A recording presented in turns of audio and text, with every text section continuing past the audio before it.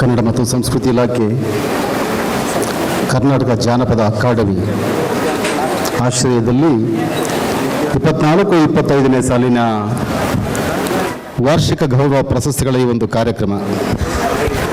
ಮೊದಲಿಗೆ ನಾನು ಈ ವಾರ್ಷಿಕ ಗೌರವ ಪ್ರಶಸ್ತಿಗಳನ್ನು ಸ್ವೀಕರಿಸಲಿಕ್ಕೆ ಬಂದಿರತಕ್ಕಂಥ 34 ಮಂದಿ ತಜ್ಞರು, ಪುಸ್ತಕ ಬಹುಮಾನಿತರು ಮತ್ತು ಕಲಾವಿದರನ್ನ ಶುಭಾಶಯಗಳನ್ನು ಕೋರಿ ನನ್ನ ಮಾತನ್ನು ಮುಂದಕ್ಕೆ ಹೋಗ್ತೀನಿ. ನಾನು ಈ ಒಂದು ಸುಂದರ ಸಮಾರಂಭದ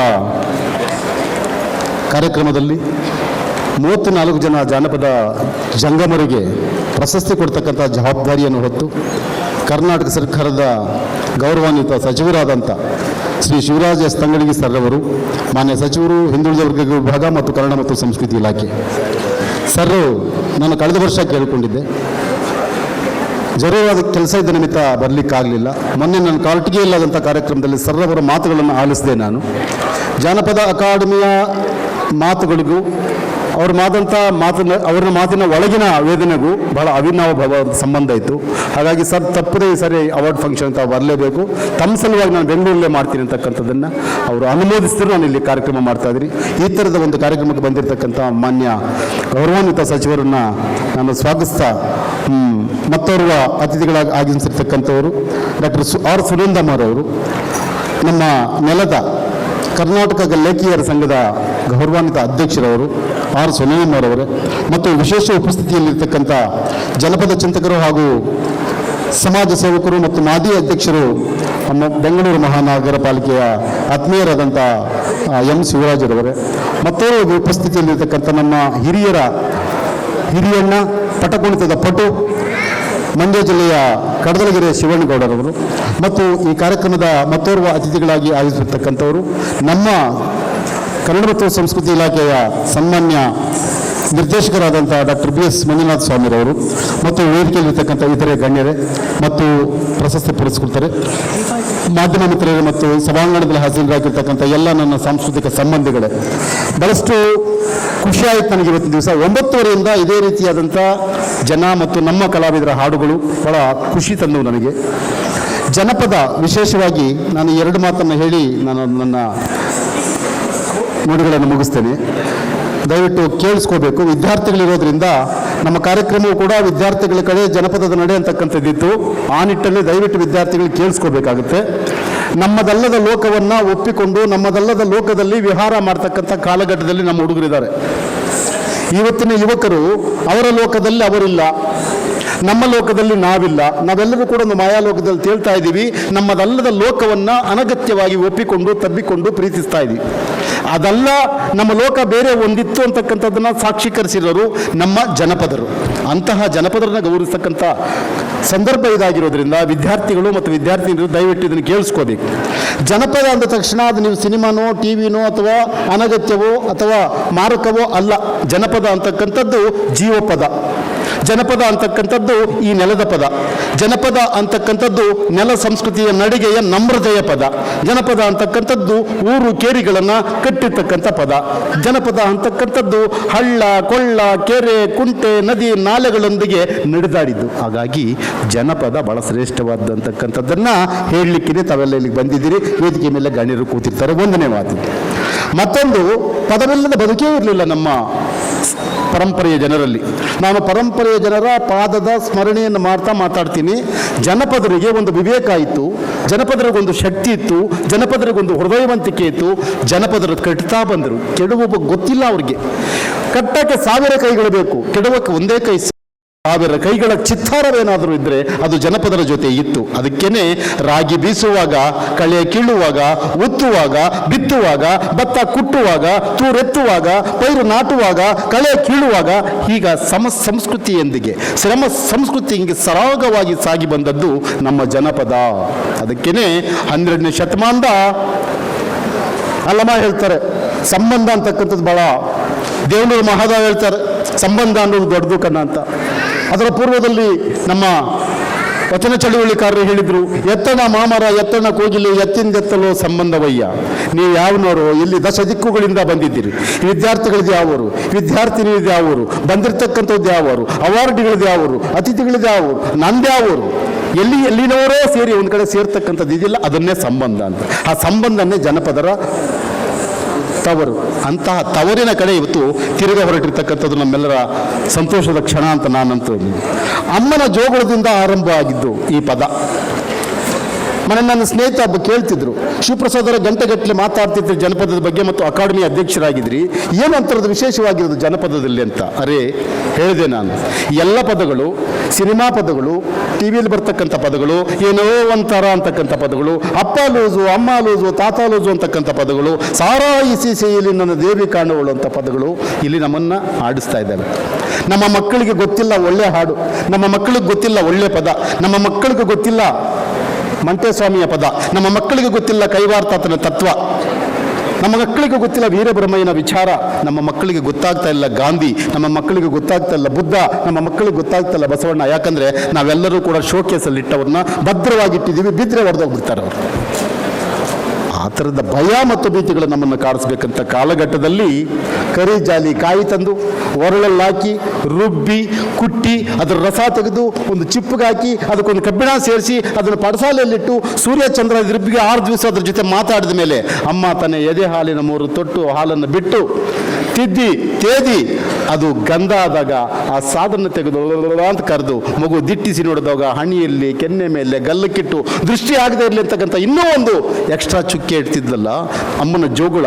ಅಲ್ಲಿ ಆರಂಭವಾದಂಥ ಜನಪದ ಸಾಯುವ ತನಕ ನಮ್ಮ ಜೊತೆ ಇರುತ್ತೆ. ಉಳುವಾಗ, ಬಿತ್ತುವಾಗ, ಕಳೆ ಕೀಳುವಾಗ ಪದವಿಲ್ಲದ ಬದುಕೇ ಇಲ್ಲವಲ್ಲ. ಕಟ್ಟಿದ್ದೇ ಪದವಲ್ಲ. ಕೆರೆಗಳನ್ನು ಕಟ್ಟಿತು, ಕೋಡಿಗಳನ್ನು ಕಟ್ಟಿತು, ನದಿಗಳನ್ನು ಕಟ್ಟಿತು, ನಾಲೆಗಳನ್ನು ಕಟ್ಟಿತು, ನಮ್ಮನ್ನು ಕಟ್ಟಿದ್ದು. ಹಾಗಾಗಿ ಅಂತಹ ಪದದ ಇವತ್ತು ಅನಾವರಣ. ಆ ಥರದ ಪದಗಳನ್ನು ಹಾಡಿರ್ತಕ್ಕಂಥ ಮಹನೀಯರ, ನಾನು ಯಾಕೆ ಅವ್ರನ್ನ ಮಹನೀಯರು ಅಂತ ಕರಿತೀನಿ ಅಂತ ಹೇಳಿದರೆ, ಯಾವ ನಿರೀಕ್ಷೆಗಳನ್ನು ಮಾಡಿದವರು ಇವರು. ರಿಯಾಲಿಟಿ ಶೋ ಬರ್ತಿರ್ತದೆ, ನಾವು ನೋಡ್ತಾ ಇರ್ತೀವಿ ಟಿ ವಿಗಳಲ್ಲಿ. ರಿಯಾಲಿಟಿ ಅಲ್ಲದ ಶೋ ಒಂದನ್ನು ರಿಯಾಲಿಟಿ ಶೋ ಅಂತ ಕರಿತೀವಿ ನಾವು. ರಿಯಾಲಿಟಿಯೇ ಅಲ್ಲ ಅದು ಶೂಟ್ ಮಾಡ್ತಕ್ಕಂಥದ್ದು.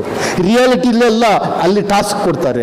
ರಿಯಾಲಿಟಿನೇ ಅಲ್ಲ ಅಲ್ಲಿ ಬಣ್ಣ ಹಚ್ತಾರೆ. ರಿಯಾಲಿಟಿನೇ ಅಲ್ಲ ಅದೇ ನಾಣ್ಯವಾದಂಥ ಬಟ್ಟೆ. ಆದರೆ ಅದನ್ನು ರಿಯಾಲಿಟಿ ಶೋ ಅಂತ ನಾವು ಕರಿತೀವಿ, ಕರೆಸಲ್ಪಡ್ತೀವಿ, ಫೋಕಸ್ ಮಾಡ್ತೀವಿ.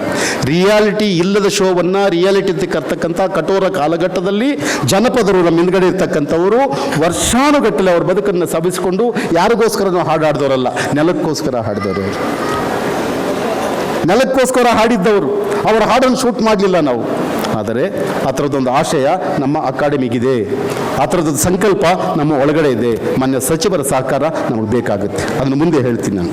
ಅಂತಹ ಹಾಡುಗಳನ್ನು, ದೇವತೆಗಳನ್ನು ಎಬ್ಬಿಸಿದ್ದು ನಮ್ಮ ಜನಪದ. ದೇವರುಗಳನ್ನು ಮೆರವಣಿಗೆ ಕರ್ಕೊಂಡೋಗಿದ್ದು ನಮ್ಮ ಜನಪದ. ಊರನ್ನು ಕಟ್ಟಿದ್ದು ಜನಪದ. ಅಂತಹ ಕಟ್ಟಿದವರ ಕೈಗಳ ಕೆಳಗಡೆ ಇವತ್ತು ಕೈಗಿರೆ ಒಂದು ಪ್ರಶಸ್ತಿಯನ್ನು ಕೊಟ್ಟು ನಮಸ್ಕರಿಸಿ, ನಾವು ಅವ್ರಿಗಿಂತ ದೊಡ್ಡವರಲ್ಲ ಜನಪದರವರು, ಅವರ ಪಾದದ ಧೂಳಿಗೆ ನಮಸ್ಕರಿಸಿ ನಾನು ಅವತ್ತಿನ ಇವರಿಗೆ ಒಂದು ಸನ್ಮಾನಿಸ್ತೀನಿ. ಇಂತಹ ಪಾರಂಪರೆಯ ಪಾದದ ಧೂಳನ್ನು ಒರೆಸಿ ಬೆರೆಸಿ ಅವರನ್ನು ಗುರುತಿಸಿ ಅವರ ಗೌರವವನ್ನು ನಮ್ರತೆಯಿಂದ ಅವರ ಪಾದದನ್ನು ಮುಟ್ಟಿ ಕೊಡ್ತಕ್ಕಂಥ ಸಂದರ್ಭ ಇದ್ದಂತೂ ನಮ್ಮ ಅಕಾಡೆಮಿ ಎಲ್ಲ ಸದಸ್ಯರ ಜೊತೆ ಹೇಳ್ತಾ ಇದ್ದೆ. ನನ್ನ ಸಂತೋಷ ಏನಂತ ಹೇಳಿದ್ರೆ, ನನ್ನ ಸಚಿವರ ಜೊತೆ ಹೇಳ್ತಿರ್ತೀನಿ ನಾನು. ನನಗೆ ನನ್ನ ಅಕಾಡೆಮಿಯಲ್ಲಿ 18 ಜನ ಇದ್ದಾರೆ. 8 ಜನ ನನ್ನ ಅಣ್ಣಂದಿರಿದ್ದಾರೆ, 8 ಜನ ನನ್ನ ತಮ್ಮಂದಿರಿದ್ದಾರೆ. ನಮ್ಮ ಮನೆಯಲ್ಲಿ ಕೆಂಪಮ್ಮ ಅಂತಕ್ಕಂಥ ಒಬ್ಬ ಸಹೋದರಿ ಇದ್ದಾಳೆ. ನಮ್ಮ ರಿಜಿಸ್ಟ್ರಾರ್ ನಮ್ರತಾ ಇದ್ದಾರೆ. ನಾನು ಆರಂಭ ಆಗಿದ್ದ ದಿವಸ ಹೇಳಿದೆ, ನಾನೇನಾದರೂ ಅಪ್ಪಿ ಅಧ್ಯಕ್ಷ ಅಂದ್ಕೊಂಡ್ರೆ ನೀವು ಸದಸ್ಯರು ಅಂದ್ಕೊಂಡ್ಬಿಡ್ತೀರಿ, ನೀವೇನಾದರೂ ಸದಸ್ಯ ಅಂದ್ಕೊಂಡ್ರೆ ನಾನು ಅಧ್ಯಕ್ಷ ಅಂದ್ಕೊಂಡ್ಬಿಡ್ತೀನಿ. ನಾವಿಬ್ಬರೂ ಇದನ್ನು ಮುರಿದಾಕಬೇಕಲ್ಲ ಅಂತ ನಾನು ಅಧ್ಯಕ್ಷ ಅನ್ನೋದನ್ನು ಮೊದಲ ಬಾರಿಗೆ ಮುರಿತಾ ಇದ್ದೀನಿ, ನೀವು ಸದಸ್ಯರು ಅನ್ನೋದು ಮುರಿದು ಬಿಸಾಕಿ ಅಂತ ಹೇಳಿದೆ. ಆಮೇಲೆ ಅದನ್ನು ಸಂಸಾರ ಅಂತ ಹೆಸರಿಟ್ಟು ಅದಕ್ಕೆ ನಾವು ನಮ್ಮ ಬಳಗ ಇದು ನಮ್ಮ ಕುಟುಂಬ ಅಂತ ಹೆಸರಿಟ್ಕೊಂಡು ನಾವೇ ಕರ್ಕೊಂಡಿದ್ದು. ರಿಜಿಸ್ಟರ್ ಹಂಗಾದ್ರೆ ಸರ್ಕಾರದವರಲ್ಲ, ರಿಜಿಸ್ಟರ್ ನಮ್ಮ ಹೆಣ್ಣು ಮಗು ಅಂತ ಹೇಳಿದ್ವಿ. ಈ ಥರದೊಂದು ಸಂಬಂಧವನ್ನು ಇಟ್ಟುಕೊಂಡು ಬಂದಿದ್ದು. ಯಾಕಂದರೆ ನನಗೆ ಅದಕ್ಕೆ ಆ ಸಂಬಂಧದ ನನ್ನ ಗುರುತಿವಿಕೆನೇ ಅಲ್ಲಮ್ಮ. ಎಷ್ಟು ಚೆನ್ನಾಗಿ ಹೇಳ್ತಾರೆ ಅವರು. ಎತ್ತಣ ಮಾಮರ ಎತ್ತಣ ಕೋಗಿಲೆ ಎತ್ತಿಂದ ತೋಲು ಸಂಬಂಧವಯ್ಯ. ಮಾಮರ ಎಲ್ಲಿ, ಕೋಗಿಲೆಯಲ್ಲಿ. ಎತ್ತಣ ಮಾಮರ ಎತ್ತಣ ಕೋಗಿಲೆ ಎತ್ತಿಂದೆತ್ತಲೋ ಸಂಬಂಧವಯ್ಯ. ಎತ್ತಣ ಮಾಮರ ಎತ್ತಣ ಕೋಗಿಲೆ ಎತ್ತಣ ಮಾಮರ ಎತ್ತಣ ಕೋಗಿಲೆ. ಬೆಟ್ಟದ ನೆಲ್ಲಿಕಾಯಿ ಸಮುದ್ರದೊಳಗನ ಉಪ್ಪು, ಬೆಟ್ಟದ ನೆಲ್ಲಿಕಾಯಿ ಸಮುದ್ರದೊಳಗನ ಉಪ್ಪು, ಎತ್ತಿಂದ ಎತ್ತಲೋ ಸಂಬಂಧವಯ್ಯ, ಎತ್ತಿಂದ ಎತ್ತಲೋ ಸಂಬಂಧವಯ್ಯ. ಗುಹೇಶ್ವರ ಲಿಂಗಕ್ಕೆಯೂ ಎನಗೆಯೂ ಗುಹೇಶ್ವರ ಗುಹೇಶ್ವರ ಗುಹೇಶ್ವರ ಗುಹೇಶ್ವರ ಲಿಂಗಕ್ಕೆಯೂ ಎನಗೆಯೂ ಯತಿಂದತ ಸಂಬಂಧವಯ್ಯ. ಎಷ್ಟು ಜನ ನಮ್ಮ ಮಕ್ಕಳಿಗೆ ಗುಹೇಶ್ವರ ಗೊತ್ತಿದ್ದಾನೆ? ನಮ್ಮ ಮಕ್ಕಳು ನಮ್ಮೆದುರುಗಡೆ ನಮ್ಮ ಮುಂದುಗಡೆನೆ ಸಾರಾಯಿ ಸೀಸೆಯಲ್ಲಿ ನನ್ನ ದೇವಿ ಕಾಣುವಳು ಅಂತ. ಸೀಸೆಯಲ್ಲಿ ದೇವಿ ಇದ್ದಾಳ, ದೇವಸ್ಥಾನದಲ್ಲಿ ದೇವಿ ಇದ್ದಾಳೆ ಅಂತ ನಾವು ಪ್ರಶ್ನೆ ಮಾಡಲಿಲ್ಲ, ಅವ್ರಿಗೆ ಹೇಳಲಿಲ್ಲ, ಅವ್ರನ್ನೂ ಕೇಳಲಿಲ್ಲ, ನಮ್ಮೆದೆ ಮೇಲೆ ನಾವು ಪ್ರಶ್ನೆ ಹಾಕ್ಕೊಳ್ಳಿಲ್ಲ. ಇಂತಹ ಕಾಲಘಟ್ಟದಲ್ಲಿ ಜಾನಪದದ ಪ್ರಶಸ್ತಿಗಳನ್ನು ನಾವು ಕೊಡ್ತಾ ಇದ್ದೀವಿ. ಹಾಗಾಗಿ ನಿಮ್ಮೆಲ್ಲರ ಹಾಜರಾತಿ ನನಗೆ ಭಾಳಷ್ಟು ಹರ್ಷವನ್ನು ತಂದು ಕೊಟ್ಟಿದೆ, ಭಾಳಷ್ಟು ಹರ್ಷ ತಂದು ಕೊಟ್ಟಿದೆ ನನಗೆ. ಯಾಕಂದರೆ ಇಲ್ಲಿ ಜನ ಸೇರಬೇಕಂದ್ರೆ ಈಗ ಅವ್ರನ್ನ ಆಕರ್ಷಣೆ ಮಾಡ್ಕೊಂಡು ಬಂದರೆ ಈಗ ಜನಪದಗಳಿಗೆ ಅಟ್ರಾಕ್ಷನ್ ಇಲ್ಲ. ಎಲ್ಲರೂ ಕೂಡ ಅವರದಲ್ಲದ ಲೋಕದಲ್ಲಿ ಇರೋದ್ರಿಂದ ಇಂಥ ಸಂದರ್ಭದಲ್ಲೂ ಕೂಡ ನಾವಿದ್ದೀವಿ ಅಂತ ಬಂದಿರತಕ್ಕಂಥ ನಿಮ್ಮನ್ನು ನಾನು ನಿಮಗೆ ಶರಣಾರ್ಥಿಗಳನ್ನು ಹೇಳ್ತಿದ್ದೀನಿ. ಇನ್ನು ನಾನು ನನ್ನ ಕಾರ್ಯಕ್ರಮಗಳ ಇದಕ್ಕೆ ಹೋಗ್ತೀನಿ. 2 ವರ್ಷದಿಂದ ನಾವು ಜನಪದ ಅಕಾಡೆಮಿಯ ಕಾರ್ಯಕ್ರಮಗಳನ್ನು ಸಾಂದರ್ಭಿಕವಾಗಿ ಯೋಚನೆ ಮಾಡಿದಾಗ ಇಡೀ ಅಕಾಡೆಮಿ ಮೊದಲ ಸಭೆಯನ್ನು ನಾವು ತೀರ್ಮಾನ ತಗೊಂಡ್ವಿ. ಮೌಢ್ಯವನ್ನು ಮುರಿಬೇಕಂತ ಮಾನ್ಯ ಮುಖ್ಯಮಂತ್ರಿಗಳು ಹೇಳ್ತಿರ್ತಾರೆ, ನಮ್ಮ ಸಂಸ್ಕೃತಿ ಇಲಾಖೆಯ ಸಚಿವರು ಎಲ್ಲರೂ ಕೂಡ ನಮ್ಮ ಆದರ್ಶಗಳು ಈ ಥರದ್ದು ಅಂತ ಮಾತಾಡ್ತಿರಲ್ಲಪ್ಪ, ನಾವು ಸಣ್ಣದಾಗಿ ಏನು ಆದರ್ಶ ಮಾಡಲಿಕ್ಕೆ ಸಾಧ್ಯ? ಏನಿಲ್ಲಪ್ಪ, ಚಾಮರಾಜನಗರಕ್ಕೆ ಹೋದರೆ ಮಿನಿಸ್ಟರ್ ಆಗಲಿ ಆಫೀಸರ್ ಆಗಲಿ ಔಟ್ ಆಗೋಗ್ಬಿಡ್ತಾನೆ ಅಂತ ಒಂದು ನಂಬಿಕೆ ಇದೆ. ಇದನ್ನು ಮುರಿಬೇಕಂದ್ರೆ ನಾವು ಎಲ್ಲ ಸದಸ್ಯರು ಮತ್ತು ಅಧ್ಯಕ್ಷರು ಇವತ್ತು ಇಳಿದೋದ್ರೂ ಪರವಾಗಿಲ್ಲ, ಚಾಮರಾಜನಗರದಲ್ಲಿ ಮೊದಲನೇ ಕಾರ್ಯಕ್ರಮ ಮಾಡಬೇಕು ಅಂತ. ಏನು ತಮಾಷೆನಾ ಅದು? ಆ ಥರದ ಮನಸ್ಸು ಬರೋದಿದೆಯಲ್ಲ, ತಮಾಷೆ ವಿಚಾರ ಅಲ್ಲ. ಇಡೀ ನನ್ನ ಕುಟುಂಬ, ಇಡೀ ನನ್ನ ಸದಸ್ಯರು, ನನ್ನ ತಂಡ ಮತ್ತು ನಮ್ಮ ರಿಜಿಸ್ಟರ್ ಎಲ್ಲ ಸೇರಿ ಸರ್ ಮಾಡೋಣ ಸರ್, ಅದೇನಾದರೂ ಆಗಲಿ, ನಾಳಿದ್ದು ನಾವೆಲ್ಲ ಇಳಿದೋತೀವಯ್ಯ, ಅಲ್ಲಿಗೆ ಹೋದರೆ ಇಳಿದೋಗೆ ಬಿಡೋಣ ಸರ್. ಆ ಥರದ ಧೈರ್ಯ ಬರೋದಿದೆಯಲ್ಲ, ಮೋಹ ಇದೆಯಲ್ಲ ಅಧಿಕಾರದ್ದು, ಭಾಳ ಕೆಟ್ಟದ್ದು. ಆದರೂ ನಮ್ಮವರೆಲ್ಲ ಹೇಳಿದ್ರು ಹೋಗೋಣ ನಡ್ರಿ ಅಂತ. ಅಲ್ಲೋಗಿ ನಾವು ನಮ್ಮ ಉಮೇಶ್ ಅವರು, ಡಾಕ್ಟರ್ ಉಮೇಶ್ ಅಂತ ಮೈಸೂರಲ್ಲಿ ನಮ್ಮ ಸದಸ್ಯರು, ಆಕಾಶವಾಣಿಯಲ್ಲಿ ಉದ್ಘೋಷಕರಾಗಿದ್ದಾರೆ, ಅವರು ಭಾಳ ಬುದ್ಧಿವಂತರು. ಮಾಡೋಣ ಸರ್ ಕಾರ್ಯಕ್ರಮ ಅಲ್ಲಿ ಅಂದರು. ಏನು ಮಾಡೋಣ ಉಮೇಶ್ ಅವರು ಅಂದಾಗ, ಮತಿಗಳ ಕರುಣಿಸೋ ಮಹಾದೇವ, ನಮ್ಮ ಮತಿಗಳ ಕರುಣಿಸೋ ಮಹಾದೇವ ಅಂತಕ್ಕಂಥ ಕಾರ್ಯಕ್ರಮ 1 ತಿಂಗಳ ಕಾಲ ಮೈಸೂರಲ್ಲಿ ಚರ್ಚೆಗೆ ಬಂದ್ಬಿಟ್ಟು ಚಾಮರಾಜನಗರದಲ್ಲಿ. ಯಾಕಂದರೆ ಆ ಭಾಗದ ಸಾಂಸ್ಕೃತಿಕ ಇದಲ್ವ ಅದು ಘಟಕ. ಹಾಗಾಗಿ ಮೊದಲನೇ ಕಾರ್ಯಕ್ರಮವಾಗಿ ನಾವು ಚಾಮರಾಜನಗರದಲ್ಲಿ ಮಾಡೋದ್ರ ಮುಖಾಂತರ ಈ ನೆಲದಲ್ಲಿದ್ದಂಥ ನಮ್ಮ ಮೌಢ್ಯವನ್ನು ಮುರಿದ್ವಿ. ಇನ್ನೊಂದು ಕಡೆ ಮತಿಗಳನ್ನು ಕರುಣಿಸುವ ಮಹಾದೇವ ಅಂತ ಮಹಾದೇವನನ್ನು ನೆನೆಸ್ಕೊಳ್ತಕ್ಕಂಥ ಕಾರ್ಯಕ್ರಮನ ಮಾಡಿದ್ವಿ. 2ನೇ ಕಾರ್ಯಕ್ರಮ ಏನು ಮಾಡೋದು ಅಂತ ಹೇಳಿದ್ವಿ. ಅರೆ ನಿಸರ್ಗವೇ ನಿಯಮ, ಪ್ರಕೃತಿಯ ಧರ್ಮ ಅಂತ ಬದುಕಿರ್ತಕ್ಕಂಥ ಜನ ನಮ್ಮವರೆಲ್ಲ ಕೂಡ. ಅವರು ಬೇರೆ ಬೇರೆ 101 ದೇವರು, 300 ದೇವರು, 600 ದೇವ್ರನ್ನ, ಹೊಸ ದೇವ್ರನ್ನ ಇಷ್ಟಪಟ್ಟವರೆಲ್ಲ ಅವರು. ನಿಸರ್ಗವೇ ನಿಯಮ, ಪ್ರಕೃತಿಯ ಧರ್ಮ ಅಂತ ಒದಗಿದ್ದು ನಮ್ಮ ಪರಂಪರೆಯ ಜನ. ಅವ್ರನ್ನ ನೆನೆಸ್ಕೊಂಡು ಏನು ಮಾಡೋದು ಅಂತ ಹೇಳಿದಾಗ ನಮಗದಕ್ಕೆ ಸಾಕ್ಷಿಯಾಗಿ ಸಿಕ್ಕಿದ್ದೇನೆಂದರೆ ಮೊಹರಂ ಪದಗಳು. ಇವುಗಳನ್ನೇನಾದರೂ ಮಾಡಬೇಕಲ್ಲ. ಯಾಕಂದರೆ ಒಬ್ಬೊಬ್ಬರದೊಂದೊಂದು ಪದ ಆಗ್ಬಿಟ್ಟಿದೆ ಈಗ. ಧರ್ಮಾಧಾರಿತ ಪದಗಳು, ಜಾತಿಯ ಆಧಾರಿತ ಪದಗಳು, ವ್ಯಕ್ತಿ ಆಧಾರಿತ ಪದಗಳು ವಿಜೃಂಭಿಸ್ತಿರ್ತಕ್ಕಂಥ ಕಾಲಘಟ್ಟದಲ್ಲಿ ಸಮೂಹಕ್ಕೆ ಒಂದು ಸಂಬಂಧ ಇದೆಯಲ್ಲ, ಅದನ್ನು ಹಾಡಬೇಕಲ್ಲ ಅಂತಕ್ಕಂಥ ಇದು ಮಾಡಿದಾಗ ನಾವು ಮೌಢ್ಯವನ್ನು ಮುರಿದು ನಿಜಗಳ ಜೊತೆ ಮಾತಾಡಬೇಕಂತೇಳಿ ನಮ್ಮ ನಡೆ, ಜನಪದದ ನಡೆ ವಿದ್ಯಾರ್ಥಿಗಳ ಕಡೆ ಅಂದ್ವಿ. ತುಮಕೂರಿಗೆ ಹೋದ್ವಿ. ಅಲ್ಲಿ 3,000 ವಿದ್ಯಾರ್ಥಿಗಳನ್ನು ಸೇರಿಸಿ ನಮ್ಮ ಮಲ್ಲಿಕಾರ್ಜುನ ಕೆಂಕೆರೆ ಅಂತಕ್ಕಂಥ ನಮ್ಮ ಪ್ರಖ್ಯಾತ ಹಾಡುಗಾರ ಮತ್ತು ನಮ್ಮ ಸದಸ್ಯ ಅವ್ರ ನೇತೃತ್ವದಲ್ಲಿ ನಮ್ಮ ನಡೆ ವಿದ್ಯಾರ್ಥಿಗಳ ಕಡೆ ಅಂತ 3,000 ವಿದ್ಯಾರ್ಥಿಗಳ ಜೊತೆ ಚಂದ ಸಂವಾದ ಮಾಡಿ ಅವ್ರ ಜೊತೆ ನಿದ್ದು ಒಂದು ಕಾರ್ಯಕ್ರಮ ಮಾಡಿದ್ವಿ. ಅದೊಂದು ಐತಿಹಾಸಿಕವಾದಂಥ ನಡೆ ನಮ್ಮ ಅಕಾಡೆಮಿಯಿಂದ ಮಾಡಿದ್ದು ಅಂತಕ್ಕಂಥದ್ದು. ಮತ್ತೊಂದು ಸಾರಿ ಅಲ್ಲಿಂದ ಬಂದ್ವಿ, ನಾವು ಕೋಲಾರಕ್ಕೆ ಬಂದ್ವಿ. ಕೋಲಾರಕ್ಕೆ ಬಂದಾಗ ರತ್ನಮ್ಮ ಅಂತಕ್ಕಂಥ ಕೂಲಿ ಮಾಡ್ತಕ್ಕಂಥ ಹೆಣ್ಮಗು, ಅಮ್ಮ ಹಾಡಾಡು ಅಂದ್ವಿ. ಆಕೆಗೆ ಪಾಪ ಜಗತ್ತೇ ಗೊತ್ತಿಲ್ಲ, ಏನು ಓದ್ಕೊಂಡಿಲ್ಲ, ಆದರೆ ಆಕೆ ಹಾಡಿದ ಹಾಡು ಹೊಸ ಜಗತ್ತನ್ನು ಒಂದನ್ನು ಪರಿಚಯ ಮಾಡಿಕೊಡ್ತೀವಿ. ಹೇಳಮ್ಮ ಹಾಡು ಅಂದ್ವಿ, ಏನೂ ಓದಿಲ್ಲ, ಲಯ ವಿನ್ಯಾಸ ಸಂಗೀತ ಗೊತ್ತಿಲ್ಲ. ಬಂದಿದ್ದು ತೆಲುಗಲ್ಲಿ ನಾದಮಾಲಿಸೇ ಮನಸೇ ನಾದಮಾಲಿಸೇ ನಾದಮೀನಿ ನೀಲೋ ಉನ್ನ ಭೇದ ಮಾಡವೇ ಅಂದರು. ಅಯ್ಯೋ ಭಯ ಆಯಿತು. ಅದರ ಅರ್ಥ ಏನಂದರೆ ನಾದವಾಲಿಸೇ ಮನಸೇ ನಾದವಾಲಿಸೇ ನಾದವಾಲಿಸಿ ನಿನ್ನಲ್ಲಿರುವ ಭೇದವ ಹಳಿಸೆ ಅಂತ. ಏನು ಟೆಕ್ಸ್ಟ್ ಅದು? ಆಕೆ ಮಾತನ್ನೇ ಕಾರ್ಯಕ್ರಮ ಮಾಡಿ ನಾದವಾಲಿಸೆ ಮನಸ್ಸೆ ಅಂತ ಒಂದು ಪ್ರೋಗ್ರಾಮ್ ಮಾಡಿದ್ವಿ ನಾವು. ಎಂಟೈರ್ ಕಮಿಟಿ ಹೋಗಿದ್ವಿ, ಅದ್ಭುತವಾಗಾಯಿತು. 1 ತಿಂಗಳ ಕಾಲ ಕೋಲಾರಲ್ಲಿ ಅದು ಮನೆ ಮಾತಾಯಿತು. ಅದಾದಮೇಲೆ ನಾವು ಚಿತ್ರದುರ್ಗಕ್ಕೆ ಬಂದ್ವಿ. ಒಂದು ಹೊಸ ಲೋಕವನ್ನು ನಮ್ಮ ಡಾಕ್ಟರ್ ಮಲ್ಲಿಕಾರ್ಜುನ ಕಲಮರಹಳ್ಳಿ ಅಂತ ಒಬ್ಬ ಸೀನಿಯರ್ ಮೆಂಬರ್ ಇದ್ದಾರೆ ನಮ್ಮಲ್ಲಿ, ನಮ್ಮ ಗುರುಗಳಿದ್ದಂಗೆ ಅವರು ಎಲ್ಲವನ್ನು ನಮ್ಗೆ ಅಡ್ವೈಸ್ ಮಾಡ್ತಾ ಇರ್ತಾರೆ, ರೇಗಾಡ್ತಿರ್ತಾರೆ, ಸರಿಯೋತಾ ಇರ್ತೀವಿ, ಕಿತ್ತಾಡ್ತಾ ಇರ್ತೀವಿ, ಒಂದಾಗ್ತಾ ಇರ್ತೀವಿ. ಅವರು ಹೇಳಿದ್ರು ಕಿಲಾರಿಗಳು ಅಂತಕ್ಕಂಥ ವರ್ಗ ಇದೆ ಅಲ್ಲಿ. ಅವ್ರು ಹೆಂಗಂದ್ರೆ ಸರ್ ನಿಮ್ಮ ಥರ ನಮ್ಮ ಥರ ಅಲ್ಲ, ಚಪ್ಪಲಿ ಹಾಕಲ್ಲ, ಒಂದು ಸಾರಿ ಕಾಡ್ಗೆ ಹೋಗಿ ಜೀವನ ಪ್ರಾರಂಭ ಮಾಡಿದ್ರೆ ಮದುವೆ ಮಾಡ್ಕೊಳ್ಳಲ್ಲ, ಮಕ್ಕಳು ಮಾಡ್ಕೊಳ್ಳಲ್ಲ, ಇಡೀ ಬದುಕನ್ನು ದನಗಳ ಜೊತೆ ಸವಿಸ್ತಾರೆ, ಅಲ್ಲೇ ಮಲಗ್ತಾರೆ ಹಟ್ಟಿಗಳಲ್ಲಿ ಅಂತಕ್ಕಂಥದ್ದು. ಅವ್ರು ನೋಡ್ಬೇಕಲ್ಲ ಅಣ್ಣ ಅಂತೇಳಿ ದೇವರುಗಳನ್ನು ಮೆರವಣಿಗೆ ತಗೊಂಡ್ಬರ್ತಕ್ಕಂಥ ಒಂದು ಚಾಮರ ಚಪ್ರ ತರಿಸಿ ಈ ಕಿಲಾರಿಗಳನ್ನು ಕರ್ಕೊಂಡು ಬಂದೀವಿ ನಾವು. ಕರ್ಕೊಂಬಂದು ಕಿಲಾರಿ ಕಲರವ ಅಂತ ಕಾರ್ಯಕ್ರಮ ಮಾಡಿದ್ವಿ. 21 ಪತ್ರಿಕೆಯಲ್ಲಿ ದೊಡ್ಡ ಸುದ್ದಿ ಆಯಿತು ಕಿಲಾರಿ ಕಲರವ.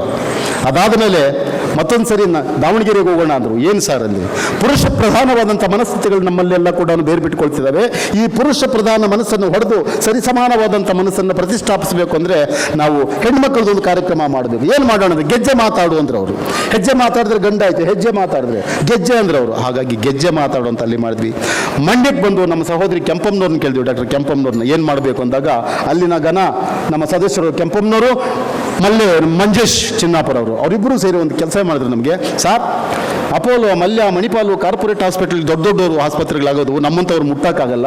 ನಮ್ಮ ಪರಂಪರೆಯಲ್ಲೇ ಒಳಗಡೆ ನಾರು, ಬೇರು, ಸೊಪ್ಪು, ಸೊದೆ, ಬಾಡು, ಬಳ್ಳಿ ಇತ್ತಲ್ಲ, ಇದನ್ನು ಪರಿಚಯ ಮಾಡಬೇಕಲ್ಲ. ಹಾಗಾದ್ರೆ ನಾವೇನು ಮಾಡಬೇಕು ಅಂದ್ವಿ. ಅವರು ನಾಟಿ ಮದ್ದು ನಾಡಿಗೆ ಒಳ್ಳೆಯದು ಅಂದರು. ಯೂನಿವರ್ಸಿಟಿಯಲ್ಲಿ 1000 ಜನ ಮಕ್ಕಳ ಜೊತೆ ನಾಟಿ ಮದ್ದು ನಾಡಿಗೆ ಒಳ್ಳೆಯದು ಅಂತ ಕಾರ್ಯಕ್ರಮ ಮಾಡಿದ್ವಿ. ಅನ್ನೋ ದೊಡ್ಡ ಚಾಪ್ಟರ್ ಆಯ್ತಲ್ಲಿ. ಹೀಗಾಗಿ ಇನ್ಸ್ಟಿಟ್ಯೂಟ್ ಕಾರ್ಯಕ್ರಮಗಳನ್ನು ಇದಕ್ಕೆ ಮುಂದುವರಿಸ್ಕೊಂಡು ಬಂದೀವಿ ನಾವು. ಕೊನೆಗೆ ನಮ್ಮ ಸದಸ್ಯ, ನಮ್ಮ ಸಾಹೇಬ್ರೆ ಮಾಡಿರ್ತಕ್ಕಂಥ ಸದಸ್ಯ, ಸಾಹೇಬ್ರಿಗೆ ದಕ್ಕಬೇಕಾದ ಕೀರ್ತಿ ನಮ್ಮ ಮೆಹಬೂಬ್ ಕಿಲ್ಲೇದಾರ್ ಅಂತೊಬ್ಬರು, ಜೀವನ್ ಸಾವಂತ್ ಒಬ್ಬರು, ಇವರಿಬ್ಬರು ಇಲ್ಲಿ ಹಾಡಿದ್ರು, ಜನ ಅಳ್ತಿದ್ರು ಸರ್. ಮಹಬೂಬ್ ಕಿಲ್ಲೇದಾರು, ಜೀವನ್ ಸಾಬ್ ಇಬ್ಬರು ಇಲ್ಲಿ ಹಾಡಾಡಿದ್ರು. ಎಂಟೈರ್ ಸಭೆ ಅಳ್ತಾ ಇತ್ತು. ನಾನು ಕೂಡ ನನಗೆ ಗೊತ್ತಿಲ್ಲದಂಗೆ ಕಣ್ಣಲ್ಲಿ ನೀರು ಹಾಕ್ಕೊಂಡ್ಬಿಟ್ಟು, ಯಾಕಂದರೆ ಅವರ ಹಾಡಿನ ಇನ್ವಾಲ್ವ್ಮೆಂಟ್ ಅಂತ. ಅವರು ಕಾರ್ಯಕ್ರಮ ಮಾಡಬೇಕಂದಿದ್ದು ಯಾವುದು ಅಂದರೆ, ಸರ್ ಕಾರಟಗಿಯಲ್ಲಿ ಕಾರ್ಯಕ್ರಮ ಮಾಡೋಣ ಅಂದರು. ಕಾರಟಗಿ ಅಂದರೆ ಇಲ್ಲ ಸರ್, ನಮ್ಮ ಸಚಿವರು ಇರೋದು ಅಲ್ಲೇ ಮಾಡಬೇಕು ಸರ್. ಹೇಳಪ್ಪ ಎಂಥ ಕಾರ್ಯಕ್ರಮ ಮಾಡಬೇಕು ಅಂತ ಭಾಳ ಸಣ್ಣ ಮೊತ್ತ ಕೊಟ್ಟಿದ್ದವ್ರಿಗೆ. ಅವ್ರು ಹೇಳಿದ್ರು ಸೌಹಾರ್ದ ಜಾನಪದ ಮಾಡೋಣ ಸರ್. ಯಾಕಂದರೆ ನಮ್ಮಲ್ಲಿ ಹಿಂದೂ, ಮುಸ್ಲಿಂ, ಕ್ರೈಸ್ತ, ಜೈನ, ಬೌದ್ಧ ಆ ಥರದ ಭೇದಗಳಿಲ್ಲ ಸರ್. ಸೌಹಾರ್ದ ಪದಗಳನ್ನು ಆಡ್ತಾರೆ ನಮ್ಮಲ್ಲಿ.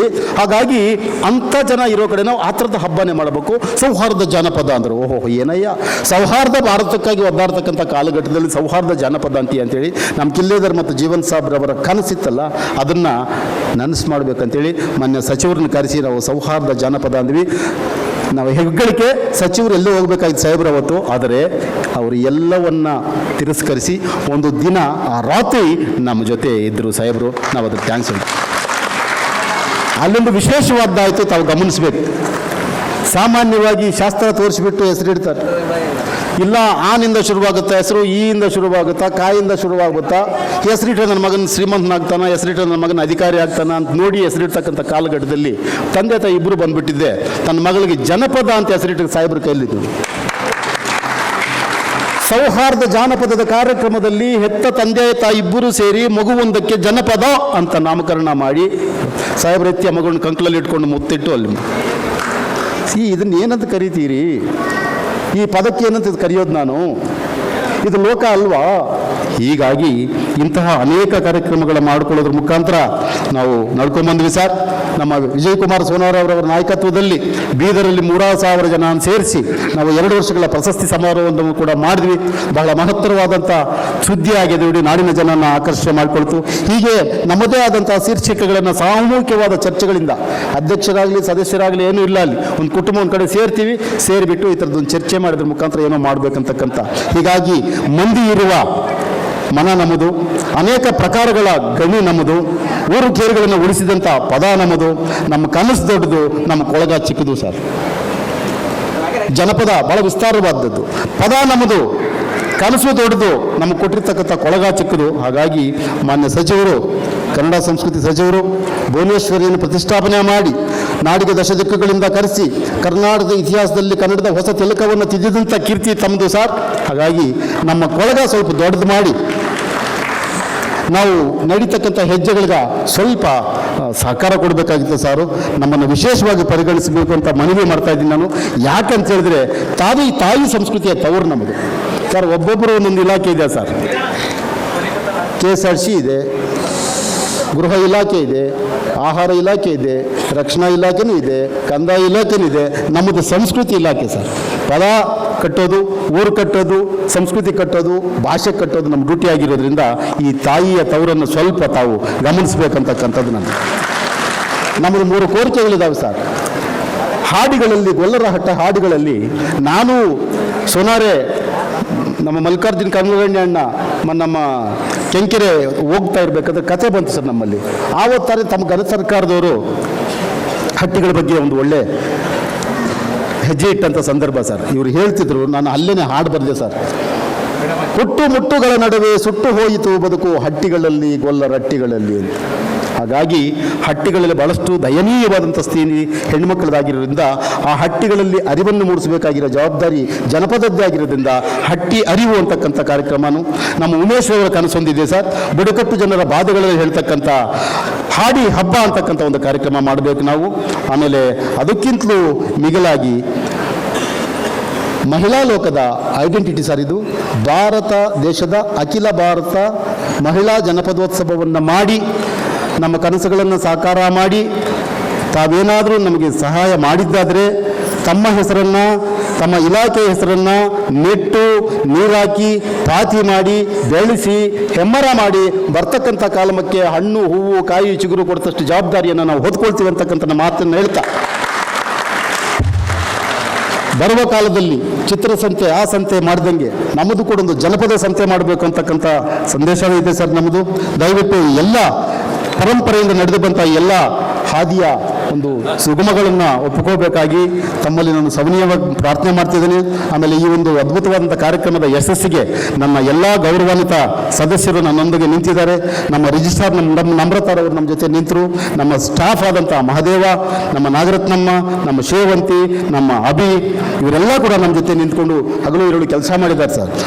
ಮುಖ್ಯವಾಗಿ ಇಷ್ಟೊಂದು ಜನ ಭರಣಕ್ಕೆ ಕಾರಣೀಭೂತರಾದಂಥ ನಮ್ಮ ಬೀದರ್ನ ವಿಜಯಕುಮಾರ್ ಸೋನಾರೆ ಮತ್ತು ಫಳೀಂದ್ರ ಪ್ರಸಾದ್ ಮತ್ತು ನಮ್ಮ ನಿವೃತ್ತ ನೌಕರ ಪ್ರಕಾಶ್, ಇಷ್ಟು ಜನ ಎಲ್ಲ ಸಕ್ಸಸ್ನ ಹಿಂದೆ ಇರೋದ್ರಿಂದ ನಾನು ಇವರೆಲ್ಲರನ್ನ ಗೌರವಿಸ್ತಾ, ಈ ಎಲ್ಲರನ್ನು ಅಭಿನಂದಿಸ್ತಾ, ಸ್ಮರಿಸ್ತಾ, ಮಾನ್ಯ ಗೌರವಾನ್ವಿತ ಸಚಿವರಲ್ಲಿ ಕಳಕಳಿಯಿಂದ ವಿನಮ್ರವಾಗಿ ಬೇಡಿಕೊಳ್ತಾ, ಕೊಳಗ ಚಿಕ್ಕದಿದೆ ಸರ್, ನಮ್ಮನ್ನು ದಯವಿಟ್ಟು ನಮ್ಮ ಕಡೆ ನೋಡಬೇಕು, ನಮ್ಮ ಕನಸುಗಳನ್ನು ಸಾಕಾರ ಮಾಡಿಕೊಳ್ಳಿಕ್ಕೆ ಅವಕಾಶ ಮಾಡಿಕೊಳ್ಬೇಕು ಅಂತಕ್ಕಂಥ ಮಾತನ್ನು ಹೇಳಿ ಎಲ್ಲ ಸಾಂಸ್ಕೃತಿಕ ಸಂಬಂಧಿಗಳಿಗೆ ಎಲ್ಲರಿಗೂ ನಮಸ್ಕರಿಸಿ ನನ್ನ ಮಾತನ್ನು ಮುಗಿಸ್ತಾ ಇದ್ದೀನಿ. ನಮಸ್ಕಾರ ಸರ್. ಜೈ ಕರ್ನಾಟಕ, ಜೈ ಬಲಪಟ, ಜೈ ಭಾರತ.